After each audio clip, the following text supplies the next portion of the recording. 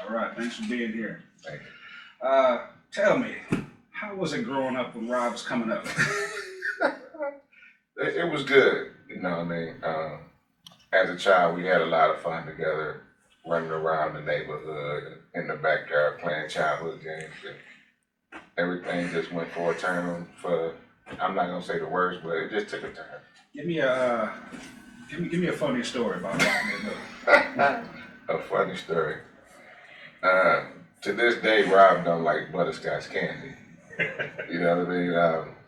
It was almost a tragic story when we were young because Rob choked on some butterscotch candy. And he wasn't even the age of 7, I don't think. But, you know, just seeing him running around the pole, I didn't know what was going on. I'm young. I seen him running around the pole doing one of these and I'm just choking.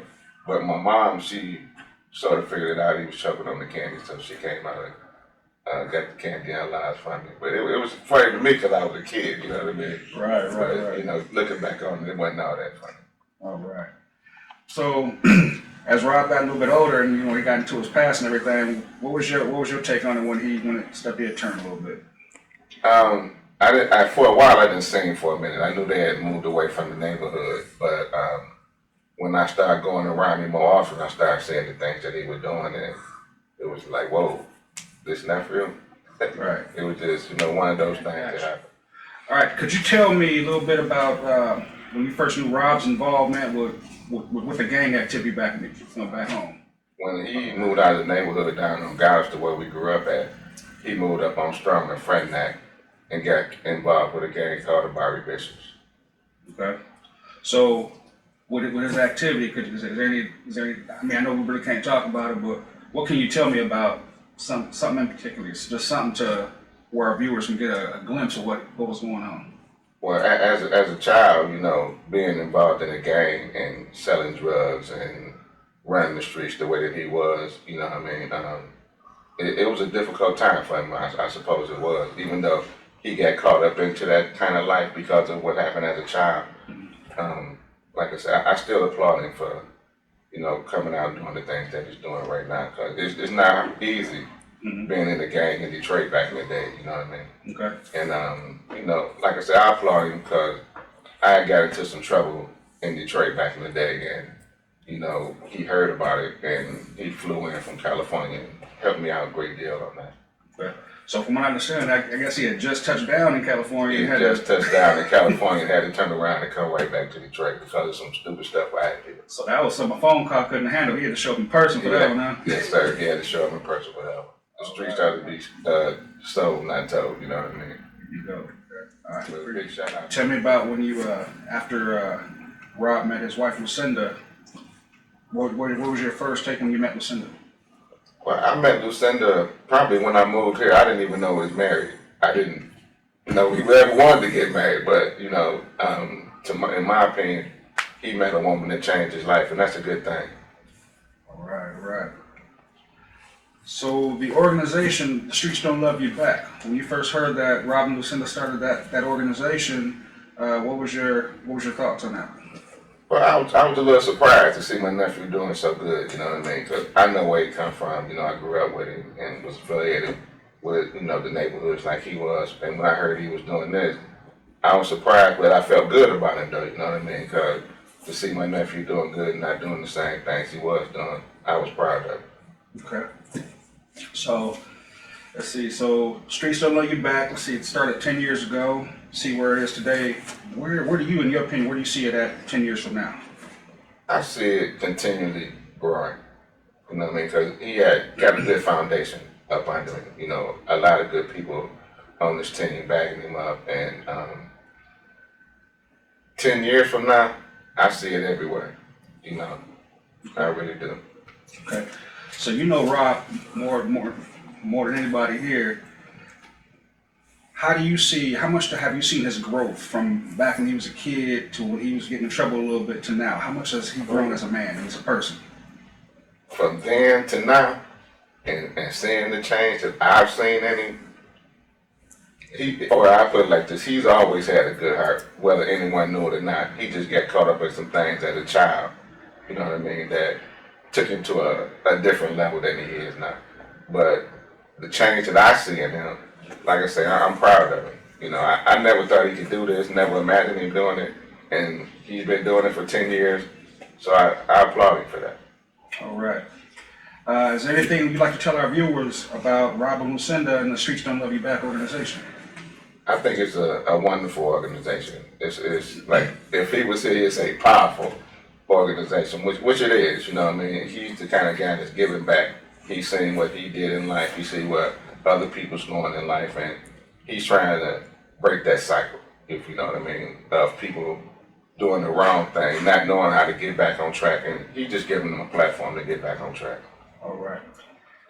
I'm proud of him and my niece-in-law, Lucinda, for what they're doing out here in Arizona. So big shout out to the Streets Don't Love You Back. Max Julian's, the Nanny Ghost, the Pat Leather Adidas, all of that history, man. I grew up, I glamorized that.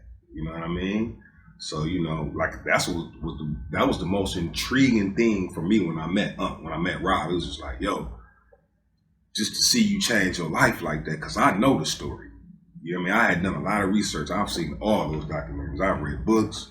I done read all the Butch Jones books, YBI books, read Unc book. I've really done my research. So when he came to me and wanted me to do music, I was able to tap in because I knew a lot about what had happened in the past, right?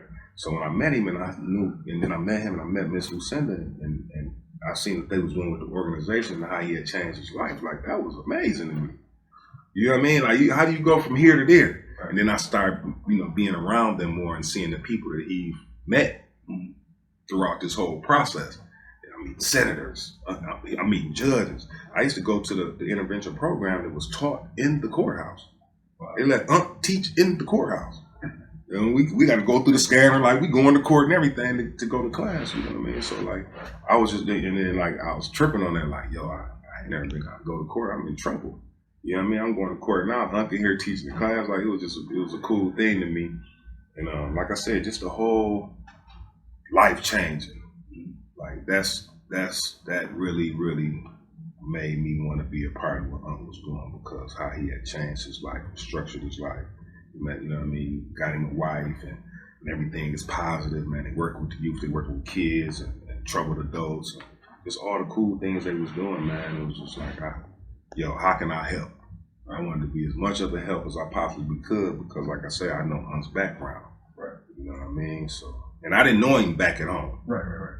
I just know the story. Like I said, I was just impressed at the changes that he had made up to this point. You know what I mean? And just, working with kids and giving back to the community.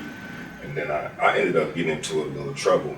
And Unc came to the rescue, helped me out. I went through the intervention program. I went through the domestic violence program, And I never had issues with domestic violence or anything, but Unc said I should go through the program. So I took his word. I went through the program. I did that. And I had to do community service because of the trouble I got into, and I started doing the car wash with Unc. We just started getting closer and closer, man. You know what I mean? Just built a relationship, and then it led to us doing music. Once he found out I did music, well, he knew that initially because the first thing I did for Unc was a song. He needed something, and I did a song for him, and I sent it to him. He was like, yo, like, brought tears to my eyes. So I was like, you know what I mean? That was cool. And I started to do more and more little things. I do all the commercials, the voiceovers, and then he started bringing me work, bringing me money from businesses out here in Maricopa, and I was doing their commercials, so it was just, everything was just working out cool, man. Like I said, I've been with Unc ever since, so whatever you need from me, I mean, that's why I'm here. Streets Don't Love You Back, the power couple. Unc and Lucinda like Jay-Z and Beyonce or something, man. You know what I mean? I love it, so they're doing great things. Like I used to go out to feed the homeless with them. The program was amazing. You know what I mean? Like I said, I actually went through the program. I had to go through the program because of the situations I had got involved in. And it was a great program, man, and I actually read it, studied, took the test, did everything I was supposed to do. It wasn't like Unc didn't, hey man, I'm gonna just do this favor for you. You know what I mean? He didn't do that. I had to go through the program. I completed the program. And then I started to know more about the organization as a whole. And all the things they was doing. So I was like, okay, well, whatever I can do to help, man, let me involve myself. I'm not the only person that I know that personally went through the program, right? So I know people that actually went through the program. And it's just a good program. Like if you read the diction, study the book and all of that, it's a great program, man. And I think anybody should go through it, even if you had a situation or not. You know what I mean? I think everybody should be accustomed to the program. It's a great learning experience. And the things that they do with the organization, man. Look at the website; they're all over the place. The things they do in the community, they're all over the place. You know what I mean? It's just great, man. I lost some words really because it's just such a big thing, and I'm just happy to be a part of it. And I've been, like I said, I've been rocking with Unc since for about 5 or 6 years now. So I've been really working with him. So I'm getting more in tune with it. And now we're doing more of the music, and the program is kind of running itself. It didn't took off, so it's kind of doing its own thing now. So I'm like, okay, let's get back to the music, and then start doing more things outside of the program and the organization. The organization, they've been doing such a good job with the organization. Now it's running itself. Rob and Lucinda Boyd are some of the most solid people I've ever met in my life. You know what I mean? Like I say, Unc has been there for me on numerous occasions, good, bad, and nothing. I can call Unc 1 o'clock in the morning, 5 o'clock in the morning, got something on my mind, I need to talk to you, Unc, chop it up with me, get my mind right.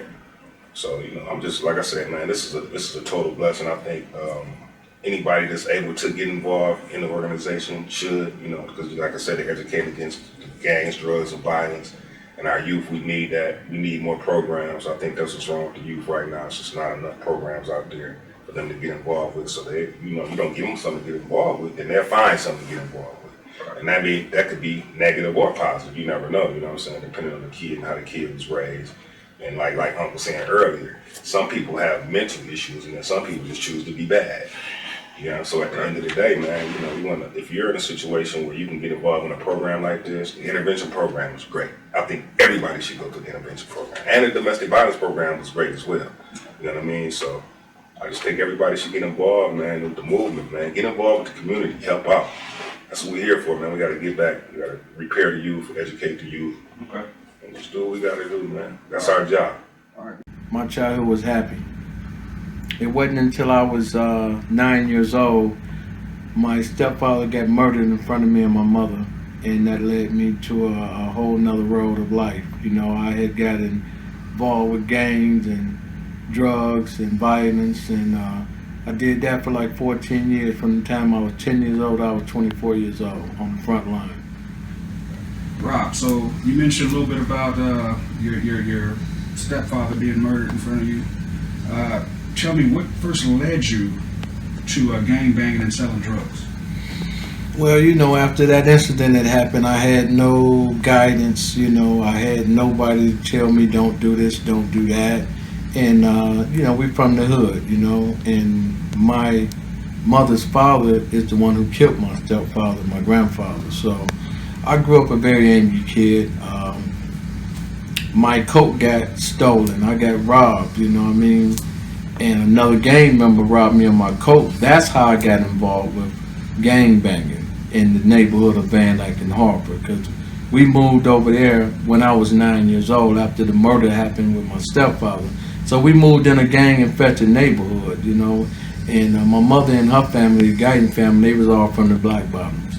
And my life just was out of control, you know. I was always in trouble with shootouts and pistol whooping cats and in and out the juvenile system. It was a bad time in my life.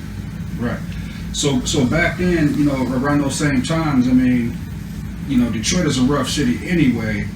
So on top of that, you was going through what you was going through. So just tell me, like, tap a little bit, you know, what was life really like back then? You know what I'm saying? So you already in a rough environment. Now you know, tell me about, you know, the jungle. Well, like I said, the hood is different than the jungle. There's a lot of us born and raised in the hood trying to find our way out, and we either go to work or we, you know, find a summer job, or we just want to go to college and do right. That's our struggle. But when you go over into the jungle, that's a whole different animal. That means you gang banging, you selling drugs, you being violent, and everything that go with the jungle. So I graduated and went to the jungle, and it's hard to come out the jungle. So a lot of my homeboys dead in the penitentiary for life sentences, and my cousin dead, Fab, my cousin Daryl, my cousin Slick. Me and my cousin Daryl, we started the 430 crew together in the Parkside Projects, and we made a lot of money, you know what I mean? By the time I was 17 years old, I had made $1 million. We were selling heroin, that was our game. And then we started selling coke, but the first game was heroin, you know? And my cousin the one that introduced me to that. So we always going to the projects when I was young, and from that point, you know, we just got involved, man, and never looked back. And my cousin got caught up in the life, and he ended up passing away, you know, and that crushed me, because that was not only my first cousin, but that was my homeboy who I hustled with. Right. Okay. White boy Rick. Well, Right Boy Rick was the little homie, you know. He was our little homeboy, and he was young. We was older than Rick. And from the time he was 14, 15, 16, and 17 years old, when he got knocked when he was 17, you know, Rick was always around us, you know, coming up. You came from, how did you start getting involved with law enforcement and political figures of all people? Well, I used to be involved with political figures and police back in the 80s, but it was a different involvement. Back then, corruption was so high in Detroit, you know, and it was unbelievable because everybody was at the money bag, you know, and everybody was getting paid. The difference now is that I started something with my wife, and it was something to not only help people, but really help myself in a lot of ways too, because I had to get educated on staying away from that life, because that's all I ever knew. So our program helped me totally to stay away from that life and do the right thing, you know what I'm saying? And it's just so phenomenal where I'm sitting at in my life. You know, I give all praise to the Creator, because as we all know, He's the one make it happen. And, you know, He put us together for a lot of good reasons, so I'm very thankful for the second chance. What made you think about change? Well, to be honest, I've always been trying to change, and I had changed in a lot of areas, but the area I didn't fully change then was hustling. You know, I was still hustling when I met her, and she found out about it, and she was hurt about it, you know, and she told me it's either me or her, you know, so I chose her. I divorced the streets and chose her, you dig?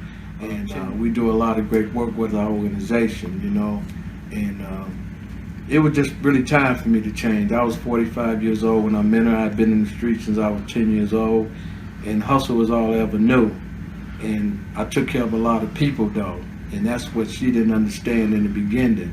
I fed a lot of people, so a couple of my homeboys got really upset when I closed that door.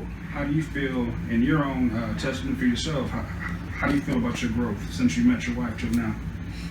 Well, I feel phenomenal, because if it wasn't for her, I wouldn't be doing this. I'll still be in the life, and you know, I'd be probably dead or in jail. Who knows? You know what I mean? Because I lived it so long, and eventually you get caught. Eventually, but through my years of life, I was able to maneuver a lot of hurdles. You know, and knowing the right people as well. You know what I mean? That I'm connected to. So you meet a lot of good people along the way as well. So.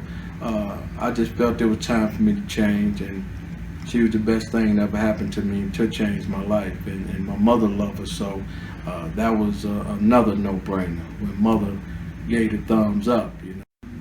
See, my name is Mike Butler, one half of No Way Out Films. I first got involved with Rob and Lucinda. We were actually honored at a function out here in Maricopa, the Maricopa Music Festival.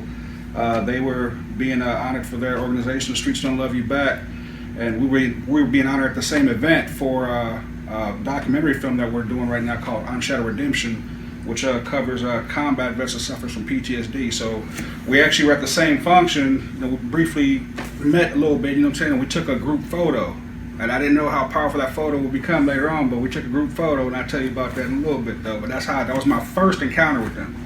Right. And the same question to you, John. How did you get involved with Rob and Lucinda?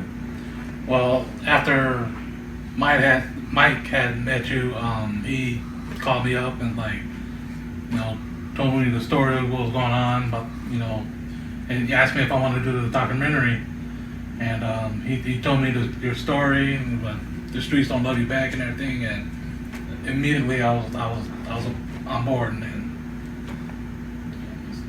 been rocking it ever since. My man. And then back to you, Mike.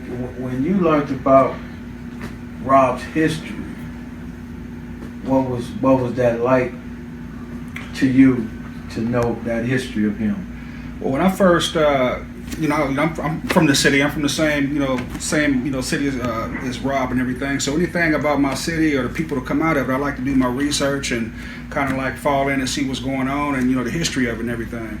So when I learned about Rob, when I first learned about him, decided to like look in and check out his story.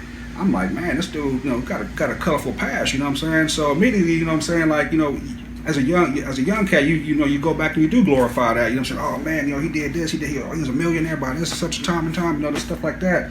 But then, as you grow up and become a mature adult, a mature man with a family and everything, you're like, okay, well, can't be doing that all the time. You know what I'm saying? So now what's going on? So I not only learned about Rob's past and what he did before, but like, okay, what him and his wife are doing now. I'm like, oh man, that's what caught my eye. You know what I'm saying? It's like the stuff they're doing now. And from where he came from, so that's the story right there. I mean, you can wake up one morning and never done nothing in your life and just start an organization, but how much validity do you have to that? You know what I'm saying? Like, okay, well, who's he preaching to, whatever. But to come from here and end up here and everything that happened in between, and this is where you're at, man, that's incredible. That's an incredible story. You know what I mean? So, as I did my research and learned about what Robin Lucinda's doing. I was like, man, I would love to, help out in some of that. And at this point in time, I was just wishful thinking, you know what I mean? And I'm like, it's a story here. And me as a filmmaker, I'm like, man, I would love to help my man tell a story, you know what I'm saying? In any capacity that I can. Even if I'm not the one to tell it, I'd love to plug him in to somebody who could help him out or just whatever I can do to help the situation. So I decided to take my chances and just reach out and see what happened. It went exactly how I thought it was gonna go. Just reaching out the blue to somebody that you really don't know. You know what I mean? It's like I introduced myself. I reintroduced myself and hey, this is Mike. From No Way Out Films. I met you at the little radio spot we did a couple weeks ago, and I would love to just talk to you for a little bit about telling your story.